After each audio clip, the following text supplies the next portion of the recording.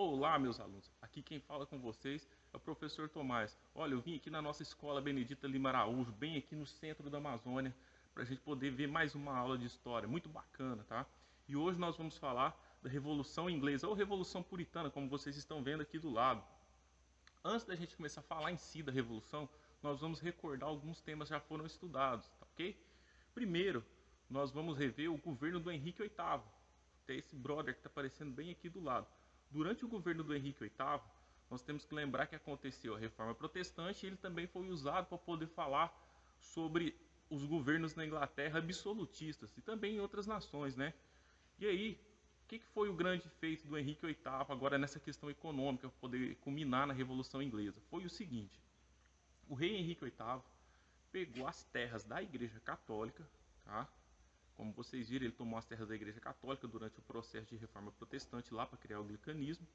Ele vai retirar essas terras, ou ele vai redistribuir, ou ele vai vender, tá, para a pequena nobreza, conhecida como gentry, ok? Esse tipo de produção favoreceu muito tanto o mercado externo quanto o mercado interno da Inglaterra, tá? Nesse momento ainda a Inglaterra não estava no processo de colonização. Depois, nós vamos ver que ele vai morrer, aí a filha dele, Rainha Elizabeth, vai assumir o trono. Como a gente sabe, não foi assim, pode-se falar do gosto dele, né? Como nós já estudamos. Mas aí a Rainha Elizabeth assumindo o trono, ela vai fazer o seguinte: vai iniciar o processo de colonização da Inglaterra, conquistando pequenos territórios na América do Norte, territórios na África, e aí ela vai pegar e vai começar a fazer o tráfico negreiro dentro do governo dela, vai incentivar a pirataria, e aí a Inglaterra vai crescer muito, principalmente que ela vai favorecer o comércio, tá? Ok? Beleza? Então ela também vai criar uma outra lei, como vocês podem ver aqui do lado, tá? É uma lei chamada Enclosures, ou cercamento. O que consistia essa lei dela? Era algo bastante simples. Ela mandou que os proprietários de terra da Inglaterra cercassem suas propriedades, fizessem muros igual esse aqui da nossa escola que nós estamos vendo, ok? Por que ela fez isso? Por causa que na Inglaterra daquela época tinha muitas brigas por causa de propriedade. As pessoas pegavam, por exemplo, quem não tinha terra ou morava só no campo, começava a criar ovelhas, criava outros bichos e aí ficava entrando na terra dos outros, produzindo na terra dos outros. Era cara que ia lá e roubava a produção agrícola dos outros e assim por diante. Então ela resolveu que tinha que acabar com essa bagunça e mandou todo mundo cercar sua propriedade. Simples assim. Como vocês podem ver, na época não existia uma cerca bacana, então era feito com muros mesmo, tá? Esse processo favoreceu o seguinte: quem tinha terras, cercando a sua terra, conseguia proteger a sua propriedade. Agora, quem não tinha terra, o que aconteceu? Tinha os caras que ficou tão rodado que não tinha nem casa para morar. Eles tiveram que ir diretamente para as grandes cidades procurar algum tipo de emprego, tá? Outro fator foi que algumas pessoas ficaram com pequenas propriedades, muito pequenas mesmo, somente o tamanho da casa lá, um lote mais ou menos de 10 por 20, de 10 por 10, de 20 por 20, ou seja, pequenas propriedades que não davam para produzir nada, principalmente naquela época que a riqueza vinha da questão das ovelhas, tá? Por que as ovelhas eram tão importantes na Inglaterra? Como nós já vimos aqui, ó, a Inglaterra é um lugar frio, então era importante as pessoas se manterem aquecidas, então o mercado têxtil na Inglaterra era muito forte. Como vocês podem estar vendo aqui, pessoas produzindo tecido, tá? Quando isso acontece, com esse cercamento, pessoas sem propriedade, sem nada, são obrigadas a ter que começarem a deixar o campo. Foi todo mundo de uma vez? Do dia para a noite saiu 300 milhões de pessoas e correram para a cidade? Não. Foi o seguinte: algumas pessoas não tinham a propriedade grande, foram arrumando um serviço de diarista aqui, o outro ali, e assim por diante. Só que chegou um ponto que não tinha mais como ela se sustentar no campo, então ela teve que ir embora. Alguns tinham 7, 8 filhos, tinha como ele manter todas aquelas pessoas no terreno pequeno dele? Também não, então alguns tinham que acabar indo embora para a cidade procurar novos empregos. Outra coisa que aconteceu, alguns burgueses começaram a comprar propriedades rurais, tá? Alguns outros nobres começaram a adquirir outras propriedades rurais, e aí outros acabaram ficando sem terra e também tiveram que ir embora para as grandes cidades, tá? Qual é o efeito disso? Quando a população chegou nas grandes cidades, eles não tinham emprego, tá? E aí começou a surgir vários problemas sociais dentro da Inglaterra. Pessoas começaram a ficar descontentes, alguns começaram a migrar para a região das 13 colônias. Ainda na época era uma migração muito tímida, por causa que poucas áreas coloniais estavam se desenvolvendo, como nós vamos ver na história dos Estados Unidos. nós vamos ver que algumas dessas colônias até mesmo falharam, onde as pessoas acabavam morrendo e tendo que reiniciar o processo de colonização, tá? Então é um assunto que eu vou deixar para depois no nosso próximo vídeo, ok? Então vamos falar em si o que aconteceu só na Inglaterra. Então isso trouxe um movimento dentro do governo dela, muitas pessoas ficaram descontentes, algumas questões religiosas voltaram a aparecer, tá? Católicos começaram a brigar com anglicanos brigar com puritanos, então começou a se tornar um barril de pólvora aquela situação. O governo dela também tentou mediar isso, ela criou uma conciliação entre as pessoas de religiões diferentes, ok? Só que, como a gente sabe, nenhum rei dura para sempre. Essa rainha veio a falecer, ela não tinha herdeiro, ela não era casada com ninguém, nunca teve um namorado, nada, então teve que deixar o trono para o parente mais próximo, tá? Quem que era esse parente mais próximo? Era um filho de uma prima dela. Esse brother se chamava James I ou Jaime I em português, tá?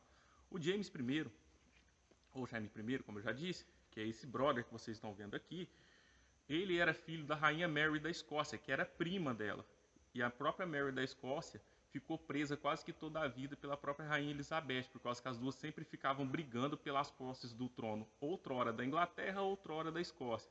Então agora, como as duas estão mortas, o James pega aí toda a Grã-Bretanha unida, tá? Dessa maneira, brothers, o James vai começar o reinado dele. Só que, no entanto, nós vamos ver alguns problemas. Qual que é os problemas? O rei James, ele já não era muito habilidoso, tá?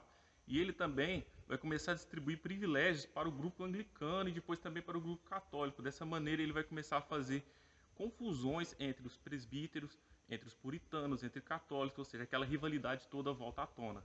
Os problemas sociais com os mais pobres também vai se agravar, porque nesse período ele não vai fazer nenhuma intervenção para poder solucionar esse problema das migrações que estão cada vez maiores, vindo do campo para a cidade. E a pobreza na Inglaterra parece crescer muito, uma coisa desenfreada. Ao mesmo tempo que a pobreza está aumentando nas periferias da Inglaterra, os burgueses vão ficando cada vez mais ricos. Olha para vocês verem, por que isso acontece? Por causa que os burgueses que chegam lá, veem as pessoas querendo emprego de qualquer jeito.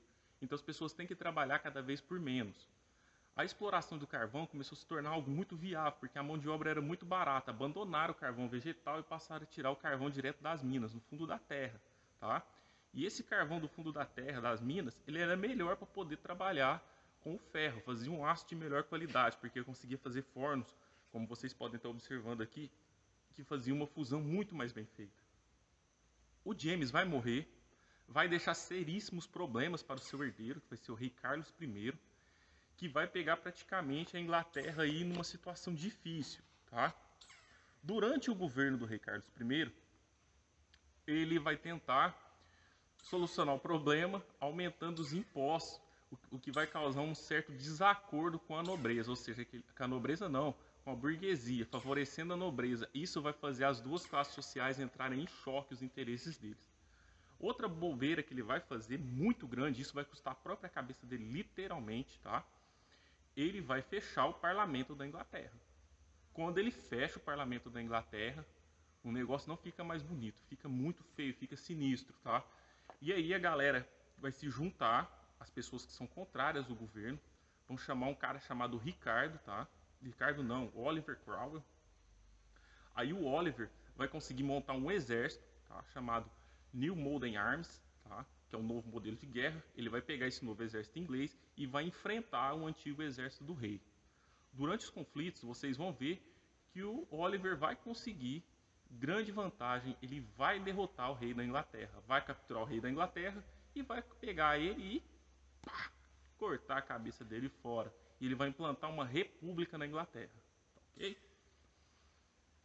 Aí que entra o grande detalhe, essa república dele, ele como presidente, era uma república igual a brasileira, que tinha eleição, ia ter um próximo presidente? Não. Esse cara vai governar praticamente como um ditador, tá? Dentro do processo dele de república, como nós vamos estar vendo aí, não era unido o exército dele, ou seja, quem formou a revolução junto com ele, tá? Não tinha todos os mesmos pensamentos. Alguns burgueses queriam uma Inglaterra industrial, então por isso eles queriam manter seus direitos, não queriam falar nada de direito trabalhista, não queriam discutir os problemas mesmo da camada mais pobre, só queriam favorecimento das indústrias. Outro grupo que nós vamos estar vendo aí que são os niveladores e os cavadores, que eram formados já por uma população mais pobre, também vai querer uma revolução já radical. Nós vamos ver aí que eles vão falar sobre distribuição de terras e coisas do tipo, tá? Nós vamos ver também que alguns nobres chegaram a apoiar eles e também vão querer outras visões. A questão, por exemplo, dos donos de navio, vão querer que tenha uma prioridade sobre os navios ingleses no embarque e desembarque de mercadorias. A questão sobre a colonização também vão ser priorizadas, porque existe um grupo que quer companhias de comércio, que querem colonização e assim por diante. Pessoas que trabalham com tráfico negreiro também vão querer prioridade sobre isso. Então, assim, o governo dele, as bases do governo dele eram heterogêneas, existiam pessoas com vários interesses diferentes, tá? Dessa maneira, ele tinha que praticamente assim ficar agradando um pouquinho um para um pouquinho outro, cortar a cabeça de alguns grupos, acabar mesmo com eles, tá? E o governo dele vai caminhando dessa maneira. A grande coisa que nós vamos ver no governo dele vai ser chamado atos de navegação, porque o ato de navegação conseguia agradar a maioria das pessoas que apoiavam ele. Por quê? Porque ele vai falar o seguinte: a partir de hoje, como vocês vão estar vendo aqui, somente navios ingleses podem fazer o comércio na Inglaterra, ou seja, o navio saía lá de Londres ou Liverpool ou qualquer outra cidade litorânea e ia até os Estados Unidos e até a África, como vocês estão vendo aí, e podiam fazer essas rotas de comércio. Não era mais permitido os navios estrangeiros fazerem esse trajeto, tinham que ser navios ingleses só. Isso favoreceu a construção naval, tá? Também favoreceu que os produtos ingleses ficassem restritos às colônias e à própria Inglaterra, ou seja, agora retirava o algodão lá das 13 colônias, como nós vamos estar vendo aqui no mapa, e levava esse algodão até a Inglaterra. Lá se produzia os tecidos que eram vendidos pela Inglaterra. Ao mesmo tempo, os navios, como vocês estão vendo aqui no comércio triangular, aqui, né, do lado, na África, retiravam os escravos e levavam de volta para os Estados Unidos. Então ficavam fazendo esse triângulo aí, como vocês estão observando, que vai ser estudado novamente lá na história americana, tá? Isso favoreceu muito a burguesia inglesa. Só que, no entanto, esse cara não era imortal, como a gente sabe, e aí ele chegou ao fim, a vida dele, ele acabou morrendo, tá? Durante a morte dele, o trono vai ser passado, no caso aí, né, a república, que era praticamente como se fosse um governo hereditário, vai ser passado para o filho dele, chamado Ricardo. O filho dele não era habilidoso como ele, e aí acabou perdendo, tá, a república que ele tinha para o filho do Carlos, o Carlos II, tá? Para vocês verem a ironia do destino. O Oliver vai tomar do Carlos I o reinado, vai criar uma república, vai deixar a república para o filho dele, Ricardo, e o Ricardo vai acabar perdendo essa república para o filho do Carlos, o Carlos II. Tá? E aí o Carlos II, assumindo o trono, ele vai continuar favorecendo, tá, os projetos que estavam em andamento, ou seja, ele não vai se atrever a fazer o mesmo erro que o pai dele. Tá? E aí o Carlos II vai também terminar o reinado dele, vai assumir um rei chamado James II, tá? O rei James II vai tentar fazer algumas coisas, tentar reunir, mas em si ele tenta fazer um governo retrógrado. Dessa maneira o governo dele também vai acabar chegando ao fim, tá? Só que aí o rei já começa a perder completamente o poder dele. Nesse momento quem praticamente governa a Inglaterra é o parlamento. O parlamento em si já pega e fala: olha, nós temos agora que colocar um novo rei no governo. Aí eles vão chamar o Guilherme de Orange, tá? Que era casada com a Maria Stuart, que era a filha do James II, e vão falar assim: olha, você vai ser o novo rei da Inglaterra. Só que aqui a condição é assim: o rei reina, não governa. Como assim o rei reina e não governa? O rei, praticamente na Inglaterra, ele é uma figura assim ilusória. Ele não tem poderes. Quem tem os poderes são parlamentos. Então a Inglaterra praticamente vai estabelecer um primeiro sistema democrático. Beleza? Então, através das eleições, se elegia os membros do parlamento. Os membros do parlamento votavam e elegia o primeiro-ministro e os gabinetes. Tá? Pronto, solucionou o problema. O rei agora é uma figura, somente figura ativa. Ok? Aí, brothers, nós vemos o seguinte: quem foi a classe que saiu beneficiada nesse processo revolucionário? Foi a burguesia. Tá? Dessa maneira, a industrialização da Inglaterra vai acontecer de uma maneira muito maior e muito mais rápida, que vai ser os assuntos da próxima aula que nós vamos ver, chamada Revolução Industrial. E quais foram as consequências dessa para o povo? Como vocês acabaram de perceber, o povo em si acabou excluído desse processo. Ok? Então, até a nossa próxima aula e a gente se vê por aí.